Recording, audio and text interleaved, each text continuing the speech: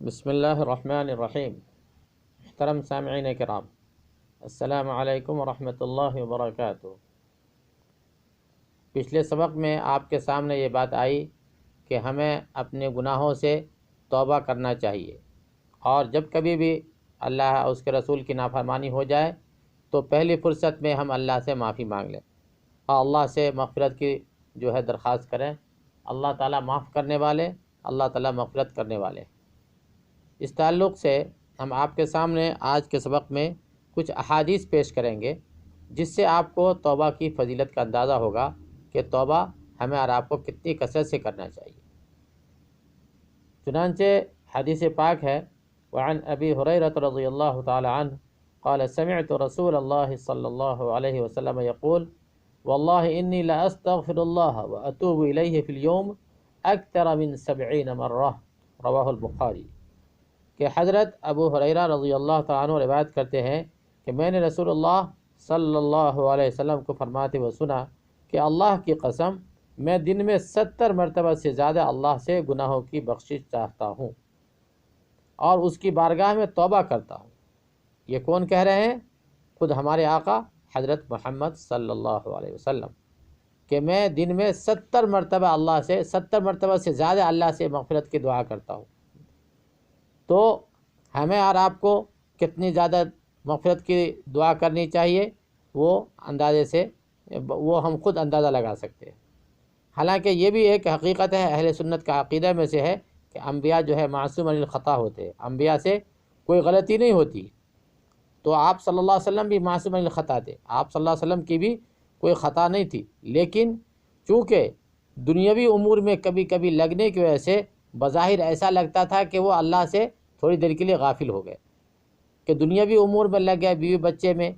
اور اس کے کھانے پینے وغیرہ کے انتظام میں اگر تھوڑی دیر کے لیے لگے تو ایسا لگتا تھا بظاہر کہ وہ اللہ سے چند منٹ کے لیے غافل ہو گئے۔ تو اسی غفلت کو جو تھوڑی دیر کے لیے اللہ سے بظاہر دور ہو گئے، تو اس کو گناہ سمجھتے تھے۔ آپ صلی اللہ علیہ وسلم کو لگتا تھا کہ بہت بڑا گناہ ہو گیا، بہت بڑا پاپ ہو گیا کہ اللہ سے تھوڑی دیر کے لیے ہم کیسے دور ہو گئے، اللہ سے ہماری توجہ تھوڑی دیر کے لیے کیسے ہٹ گئی۔ اسی کو آپ صلی اللہ علیہ وسلم بظاہر گناہ سمجھتے تھے، اور اسی کی مغفرت اللہ سے بار بار کرتے تھے۔ دن میں 70 مرتبہ سے زیادہ بھی اللہ سے معافی کرتے تھے، طلب کہ ہم سے نافرمانی ہو گئی۔ حالانکہ یہ کوئی نافرمانی نہیں تھی، حالانکہ ایک حساب سے وہ بھی دین ہی ہے۔ بیوی بچے کے لیے کچھ کرنا، اپنے گھر بار کے لیے انتظام کرنا، یا آپ صلی اللہ علیہ وسلم کو جہاد وغیرہ کی تیاری کے لیے وقت دینا، تو یہ بھی دین ہی ہے۔ لیکن ظاہر میں ایسا لگتا تھا کہ تھوڑی دیر کے لیے اللہ سے غافل ہو گئے، تھوڑی دیر کے لیے اللہ سے دور ہو گئے، تو اس کے لیے رسول صلی اللہ علیہ وسلم اللہ سے مغفرت طلب کرتے تھے۔ تو دوستو، ہم اور آپ کو کتنی زیادہ اللہ سے مغفرت طلب کرنا چاہیے، اس کا اندازہ ہم خود لگا سکتے ہیں۔ ایک اور حدیث میں رسول اللہ صلی اللہ علیہ وسلم کا ارشاد ہے، وعن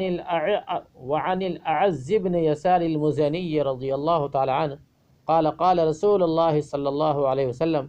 یا ایھا الناس توبوا الی اللہ واستغفروہ فانی اتوب فی اليوم 100 مرہ، رواہ مسلم۔ کہ رسول اللہ صلی اللہ علیہ وسلم نے ارشاد فرمایا کہ اے لوگو، اللہ کی طرف توبہ کرو، اللہ کی طرف رجوع کرو، میں خود بارگاہ الہی میں روزانہ 100 مرتبہ توبہ کرتا ہوں۔ کہ رسول اللہ صلی اللہ علیہ وسلم ایک حدیث میں فرمایا کہ 70 مرتبہ سے زیادہ، اور اس حدیث میں اسی کی تصریح آگے زیادہ کی کہ رسول اللہ صلی اللہ علیہ وسلم 100 مرتبہ بھی کبھی اللہ سے توبہ کی درخواست کرتے تھے، یعنی کبھی 70 مرتبہ، کبھی 100 مرتبہ۔ اس طریقے سے رسول اللہ صلی اللہ علیہ وسلم کا معمول تھا، اور وہ کیوں؟ اس کی وجہ وہی میں نے بتا دی کہ تھوڑی دیر کے لیے جو آپ کا دھیان اللہ سے ہٹتا تھا، وہ اس کو توبہ، وہ اس کو گناہ اور اس کو معصیت سمجھتے تھے۔ حالانکہ انبیاء ایک دم معصوم عن الخطا ہے، ان کی کوئی گناہ نہیں، ان کا کوئی خطا نہیں، ان کی کوئی غلطی نہیں ہوتی ہے، لیکن اس کے باوجود بھی وہ اپنے طور پہ سمجھتے تھے کہ بظاہر اللہ کی نافرمانی ہو گئی، اس کے لیے اللہ سے مغفرت طلب فرماتے تھے۔ تو بھائیو، ہمیں اور آپ کو بہت کثرت سے اللہ سے توبہ کرنا چاہیے، بہت کثرت سے اللہ سے معافی مانگنا چاہیے۔ ایک اور حدیث پاک میں توبہ کی فضیلت سے متعلق ہے کہ رسول اللہ صلی اللہ علیہ وسلم نے ارشاد فرمایا کہ اللہ تعالیٰ اپنے بندے کی توبہ سے اس آدمی سے بھی زیادہ خوش ہوتا ہے جو کسی جنگل میں اپنی سواری پر سوار ہو اور اسی پر اس کے کھانے پینے کا سامان بھی لدا ہوا ہو، اور اچانک وہ سواری اس سے گم ہو جائے، وہ سواری اس سے غائب ہو جائے، اور وہ ڈھونڈ ڈھونڈ کر کے جو ہے آخر میں مایوس ہو کر کے ایک درخت کے سائے میں لیٹ گیا، ایک درخت کے سائے میں مایوس ہو کے لیٹ گیا کہ اب تو ملنے والی ہے نہیں، کہ اچانک وہ دیکھتا ہے کہ وہ سواری اس کے سامنے آ کے کھڑی ہو گئی، وہ سواری اس کے سامنے آ کے کھڑی ہو گئی جس پہ اس کے سارے مال لدے ہوئے ہیں۔ پھر وہ اس کو خوشی سے پکڑ لیتا ہے اور خوشی کے جذبات میں وہ بولتا ہے اللہم انت عبدی وانا ربک، کہ اے اللہ آپ میرے بندے ہیں اور میں آپ کا رب ہوں۔ یعنی خوشی سے وہ الٹا کہہ دیتا ہے، اس کو اتنی خوشی ہوتی ہے کہ اس کو ہوش نہیں رہتا ہے اور الٹا ہی کہہ دیتا ہے۔ اس کو کہنا یہ چاہیے اللہم انت ربی وانا عبدک، کہ اے اللہ آپ میرے رب ہیں اور میں آپ کا بندہ ہوں، لیکن وہ اتنی خوشی میں پاگل ہو گیا ہے کہ وہ الٹا کہہ دیتا ہے اللہم انت عبدی وانا ربک، کہ اے اللہ آپ میرے بندے ہیں اور میں آپ کا رب ہوں۔ یہ خوشی میں وہ کہہ دیتا ہے کہ اتنی اس کو خوشی ہوئی، تو اللہ فرماتے ہیں کہ توبہ کرنے والے کے توبہ سے اللہ کو اس سے زیادہ خوشی ہوتی ہے کہ اس کا بندہ، اللہ کا بندہ جس نے ابھی ابھی نافرمانی کیا تھا،